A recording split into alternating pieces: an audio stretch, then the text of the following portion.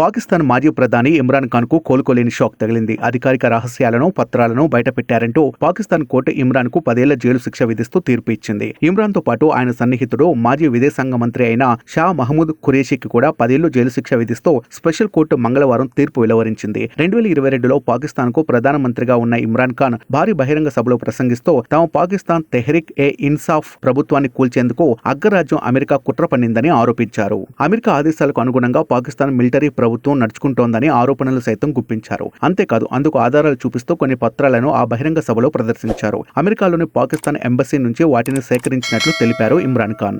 ఆయన ఆరోపణలు నిజం చేసే విధంగా 2022 మార్చిలో పీటీఐ ప్రభుత్వంపై ప్రతిపక్షాలు అవిశ్వాస తీర్మానం ప్రవేశపెట్టడంతో ఇమ్రాన్ ఖాన్ ప్రధానమంత్రి పదవికి రాజీనామా చేశారు. అయితే అధికారిక దౌత్య సమాచారానికి సంబంధించిన వివరాలను బహిర్గతం చేయడం ద్వారా దేశ రహస్య చట్టాలను ఉల్లంఘించారని ఇమ్రాన్ ఖాన్, ఖురేషీలపై Pakistan federal investigation agency case నమోదు చేశారు. దీనిపై విచారణ చేపట్టిన స్పెషల్ కోర్టు ఇద్దరిని దోషులుగా తేల్చింది. ఈ మేరకు ఇరువురికి 10 ఏళ్ల జైలు శిక్ష విధిస్తూ తీర్పు వెలువరించింది. ఇప్పటి వరకు ఇమ్రాన్ ఖాన్ పై 150 కేసులు నమోదైనట్టు సమాచారం. తాజాగా అధికారిక రహస్య పత్రాలు దుర్వినియోగం కేసులో ప్రత్యేక న్యాయస్థానం ఆయనకు 10 ఏళ్ల శిక్ష విధించింది. ఫిబ్రవరి 8న ఎన్నికలు జరగనున్న నేపథ్యంలో ఈ కీలక తీర్పు రావడం గమనార్హం. అయితే తాజా తీర్పుపై ఉన్నత న్యాయస్థానంలో సవాలు చేస్తామని ఇమ్రాన్ ఖాన్ సన్నిహితులు, ఆ పార్టీ నేతలు తెలియజేస్తున్నారు.